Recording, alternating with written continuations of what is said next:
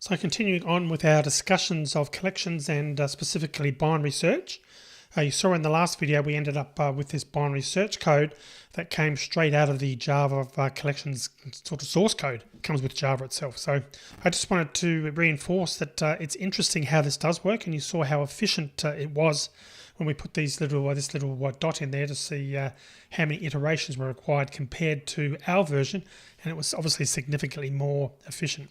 So essentially the code, the algorithms in general that come with Java are very efficient. They've spent a lot of time on it, they've worked hard on it, and it's good to know as a result that we don't have to write our own versions of these algorithms that are included. Rather, we can take use of that functionality that's included.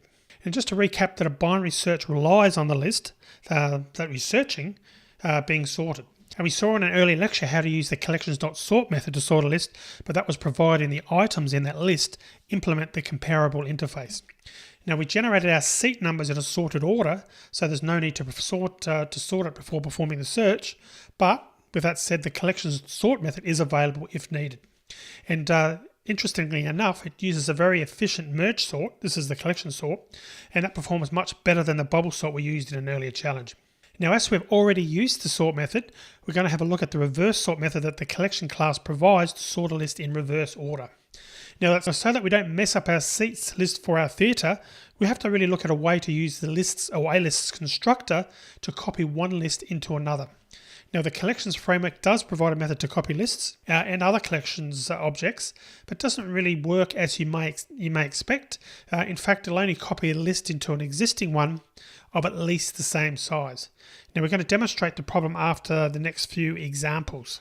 Now, so that we can look at these methods easily in the main method, what we're going to do is change the theatre class so that the seats field is public and the seat class itself is also public. So let's go and make that change. So I'm going to change this to public. So again, you wouldn't normally do this with a real program, but it's just going to make our testing of these concepts come through a bit easier. So I've made that public, and also our seats, we're going to create that and convert that, I should say, to public instead of it being private. So it's now an array list as well. So let's go back now to our main method, and we're just going to delete this content out for now.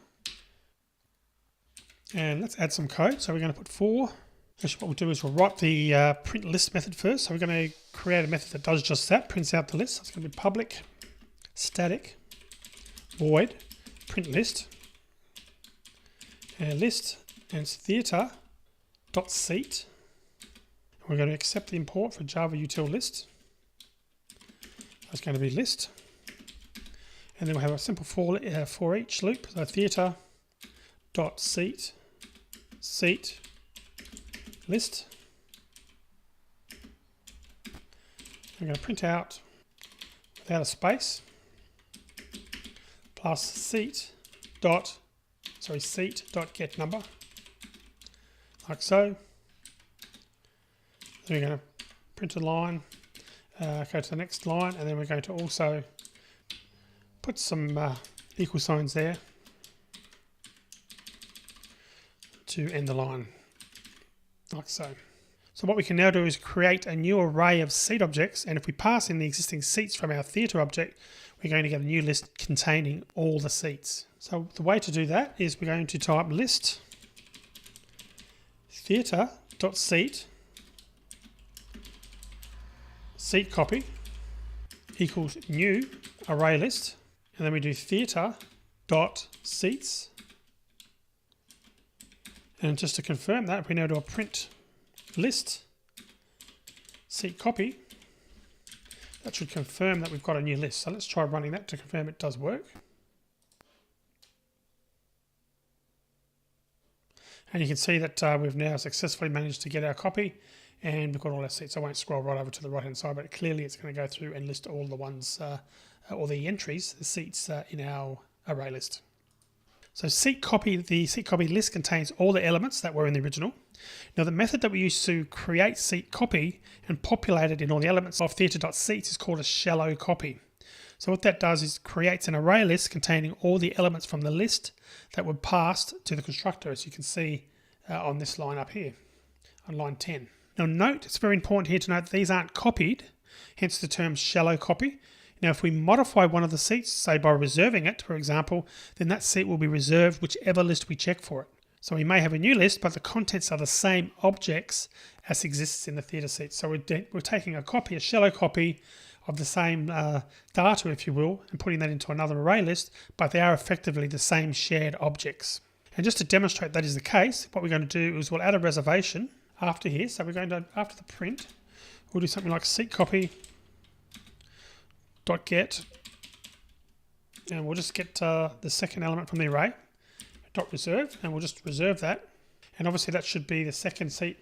AO1 is the first one, AO2 would be the second one. So we can then do if theatre dot reserve seat AO2,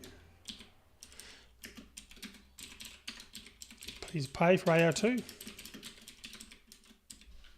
else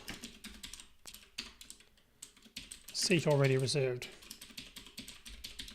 So you can see what we've done there. We've used our copy of the array list on line 13 to reserve the seat, the second entry in the array list, which should be seat AO2.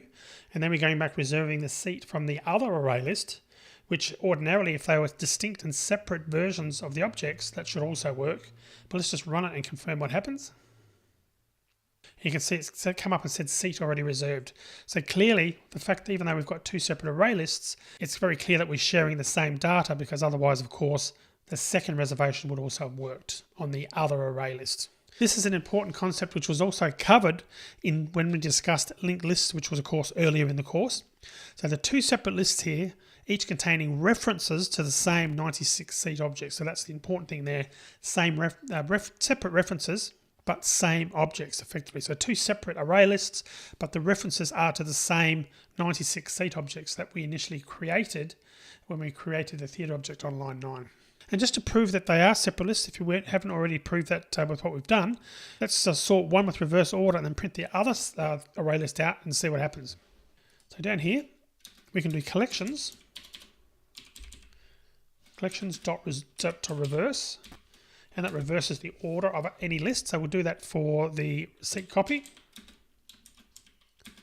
And now if I print a message to say we're printing seat copy. We do print list seat copy. And then we'll do another one, printing theatre.seats, the other one. And for that one, we'll do print list theatre.seats. So clearly there's two separate array lists that we've got working there. So let's just run that and confirm what happens. And you can see here what's happened is we've got the seat copy, we've reversed that. And we can see now that the seat copy is in reverse order. We're starting from what was the last seat that we created is now in the first position, but theatre.seat has still got the original order that was set. So again, clearly they are separate array lists, and the only thing is that they refer to the same objects that were initially created on line 10. There's also a shuffle method in the collections class, and that shuffles the elements of the list in a random or sort of pseudo-random order. So we could go back and try that. We could close down the run window. Instead of reverse here, we can change that to shuffle. Shuffle. And if we run that, you can see we've got a seemingly random order there. GO7, EO2. Run that again. AF4, FO8, F11. So that's a good way of pseudo randomization of a list using the shuffle method. A method that's part of the collections framework. Now there's some other, well obviously there's lots of other useful methods that form part of the collections class. A couple of other useful ones are min and max, and what they do is return the smallest and highest elements according to their natural sort order. In other words, the sort order that the compare to method maintains. So we could do something along those lines. Theatre.seat min seat equals collections.min seat copy. Then we could do theatre.seat max seat equals collections.max seat copy. We could print out a message then, min seat number is plus min seat dot get seat number. Noting it's returning a seat. And the other one is max seat number is plus max seat dot get seat number. So if we run this code now,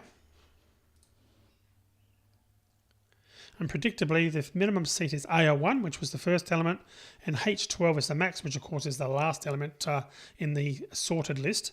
And obviously it's taking into account that's not necessarily the last element, it's the one with the highest sort order, and again it uses the compare to method to determine that sort order, basing the results on that natural order from the compare to method for a given list. And incidentally, these work even if the list hasn't been sorted, so we could go about changing that. So we could change the reference here to theatre.seat copy, and just running that again. So you can see that is still working, even though, as you saw with seat copy, it wasn't sorted. We used the shuffle method, but it's still going through that entire list and determining the minimum and the maximum based on the compare to sort order, because that, of course, will still work out the natural order. It's just that we haven't sorted the list at this time. We've used the shuffle method. So min and max will always work, which is pretty handy if you want to quickly find the minimum and the maximum elements using their natural sort order based on the compare to method. Now, if you want to implement your own sort, or for any other reason, the collections class provides a swap method to swap two elements in a list. So we pass the name of a list and the index position of the two elements that we want to swap, and what happens is the swap method swaps their positions in a list. So what we'll do is we'll create a variation on the bubble sort method from the arrays challenge, but this time we're going to use nested for loops, and the reason for that is that we had a student in the course ask if that was also acceptable. Now notice when we start typing this code, but actually I'll type it in first and we'll talk about it a little bit more. So let's just put the code in, or type the code in. So it's going to be public, static, void, sort list. It's going to be list, extends theatre.seat, list. Then we start with a for loop, for int I equals 0, I less than list.size, I take 1, and I'll explain this shortly, I++. And we put another loop. The next inner loop is going to be int j equals I plus 1, j less than list.size, j++. And then we put if list.get I.compare to, so we're using the compare to method to determine or to get a result, an integer, but back depending whether the entries are less than, the same, or sort of greater than in a sort order. So compared to list.get j, so we're comparing the two elements, and if the result of that is greater than 0, that means we can swap them. We want to swap them to be able to sort it. So it'll be collections.swap. This is how we use that swap method, list. Then we need to pass the two elements we want to swap and their element positions, which is I and j. Now, just to confirm what we've done there, and again, it's a variation of the bubble sort method that we wrote in the arrays challenge. But we're using nested for loops, and that's because we had a student ask whether that was also acceptable. I want you to first notice that the inner loop doesn't start at 0, but it actually starts after the current position that the outer loop has reached. So in other words, the inner loop is checking fewer and fewer elements each time around. Now it's still very much slower than the built-in merge sort, but this could be useful in situations where, for example, speed wasn't so important, but memory was at a premium. So merge sort requires far more memory than a bubble sort, and this could be an issue with extremely large lists. Even so, with that said, it'd probably be very rare that you want to use your own sort routine rather than the ones that are built into the collections framework. Now, like the print list method, which was the one on the method directly above it, starting on line 34, that had to access the get number seat getter and therefore only works on seat lists. What we've done on line 42 is we've made the method generic, the sort list method generic, so that it can sort any kind of list of theatre seats so long as they implement the comparable interface. And obviously that should be pretty familiar from the lectures on generics where we went through that concept in great detail. So to call this sort list method so that we can see swap in action, we're going to add some code now to our main method. And bearing in mind, we're going to sort the seat copy method. And if you recall, on line 21, we've shuffled it, so we know that it's out of order. But let's now try and sort it again. So we'll do a sort list, and it's going to be seat copy. Then we'll do a print out, printing, sorted seat copy. and print list, see copy. So we've sorted it. We've sent the list to this method to line 46, and we're printing it out, the actual results, and they should then be ordered again. So let's go and run that and see. So you can see that on this line here, below printing copy at the top, they were out of order, but then down the bottom printing sorted order, you can see clearly now they're actually sorted correctly. So our little mini sort method worked fine on it. I'm going to finish this video with a look at a rather odd copy method that's provided by the collections class. And what that does, it takes two parameters, the destination and the source list. Now the destination has to be of a generic type that is a superset of the originals of the source list, I should say. And that basically means it can be a collection, an iterable, or a list, and the source must be a list. Now the problem that tends to arise with the collections copy method is that people either expect to use it as we just did when we used the list constructor to create our copy of our seats, and we did that all the way up here on line 11, or what happens, or people may expect to create a deep copy of a list. Now, as opposed to a shallow copy, a deep copy is a copy where the elements are not just references to the same elements as in the original list, but are themselves copied. And of course, that's unlike the shallow copy that we produced earlier, because we determined when we printed out the results that it was the same elements in the array list that were being effectively duplicated in the second array list. Now, the collections copy method is going to fail unless the destination is big enough to hold all the elements to be copied into it. So that actually leads to a problem. So it's pretty typical to see people try to do something like this. So knowing that you need to have the same amount of elements, people will actually type something like list theatre.seat new list equals new array list. And they'll do something like theatre.seats.size.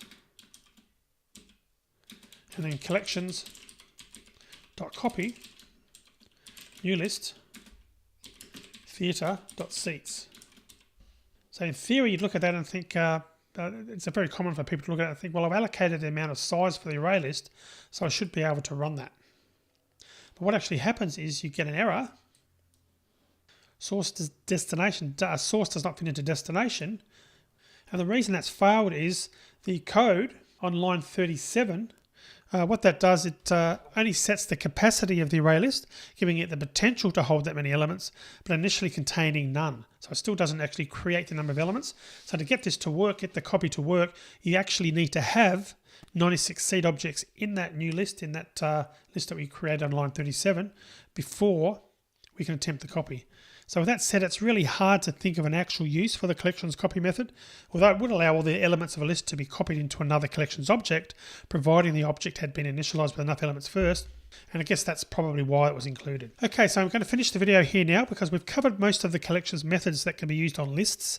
So in the next video, what I'm going to do is take a look at the other collections types. So see you in that video.